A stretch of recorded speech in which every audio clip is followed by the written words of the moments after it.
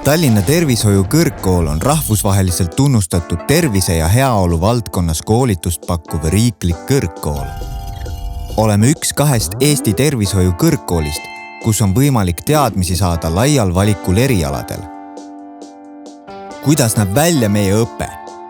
Praktika on kõikide õppekavade lahutamatu osa, mille eesmärk on teoreetiliste teadmiste rakendamine töökeskkonnas juhendaja juhendamisel. Praktikate üldine korraldus on määratletud õppekorralduse eeskirjas ja praktika korraldamise juhendis. Praktikat korraldab praktikaspetsialist.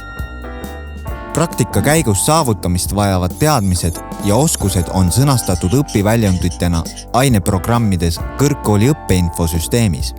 Praktikat viiakse läbi simulatsioonikeskuses ning erinevates organisatsioonides.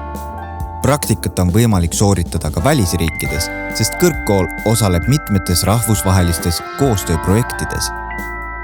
Praktikat juhendavad kõrgkoolipoolne juhendaja, kes on vastavat valdkonda tundev õppejõud ning praktikabaasipoolne juhendaja, kes on erialaspetsialist.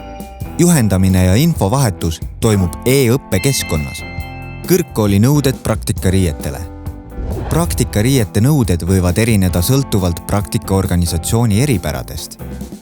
Üldjuhul on riided valget värvi ja lubatud on värvilised kandid.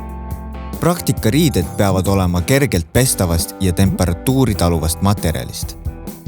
Nimesildi olemasolu praktikabaasis on vajalik ning õppur vastutab selle eest ise. Praktikajalatsid on valdavalt valget värvi ja lubatud on tagasihoidlikud mustrid valgel taustal. Tööjalatsid peavad olema mugavad ja ergonoomilised. Kuidas valmistuda praktikaks? Enne praktikale minekut teen endale selgeks, milliseid tervisedokumente läheb praktikabaasis vaja. Sooritan positiivselt praktika eeldusained. Vaatan, et kõik riist ja tarkvara toimivad ning saan ligi kõigile koolis kasutatavatele keskkondadele.